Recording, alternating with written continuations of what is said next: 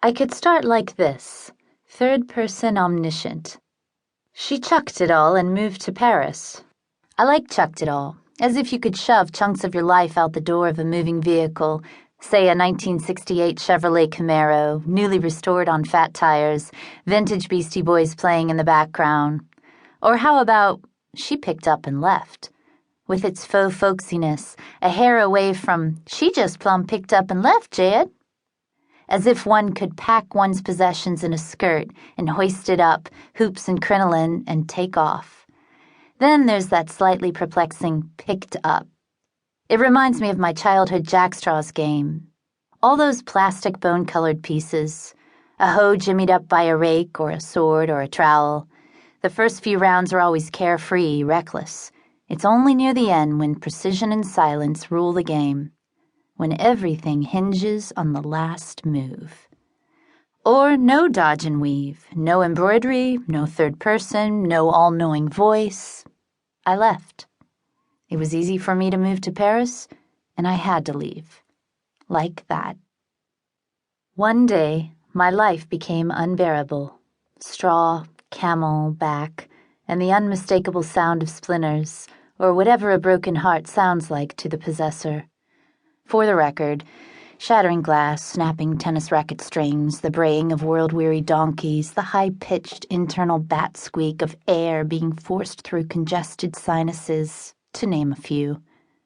I called my Gabby travel agent.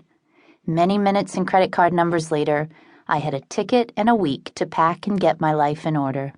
It wasn't as wacky as it sounds. I had dual citizenship and some mad money stashed away. My copywriting gig for an entertainment PR firm was portable, and, in a neat trick, I sublet my apartment to my landlady's son. I let my parents know I needed a change of pace. I knew better than to tell them the real reason I was leaving town. If I told my mother, she'd worry the entire time I was gone, and I couldn't tell my father.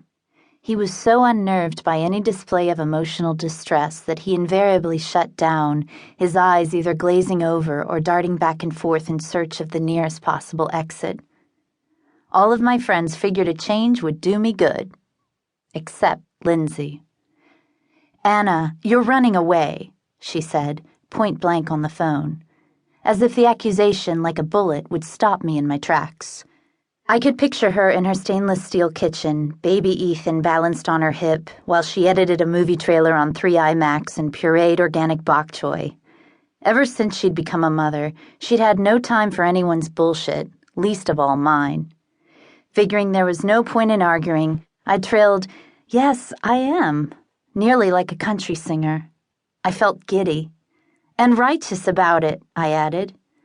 I emptied a box of chewy caramel calcium supplements into a Ziploc bag and listened to her exhale long and impatiently.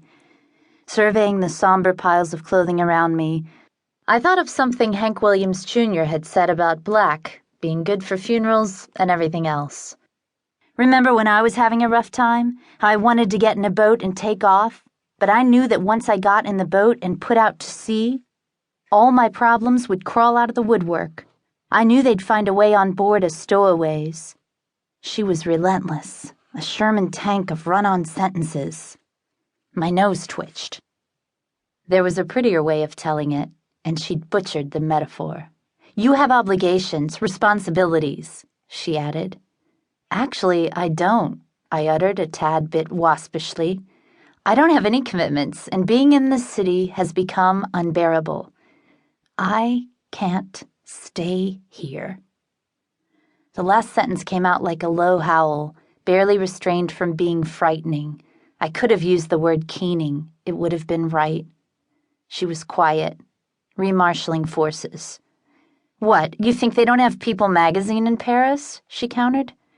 "Don't." "I bet they even have Entertainment Tonight. Dubbed, but still." "Now you're being mean," I tried. "Just move on. Deal with it," she yelled. "You're not the first person in the world this has happened to." Very, very gently, as if in slow motion, I put the phone back in its cradle and tiptoed away.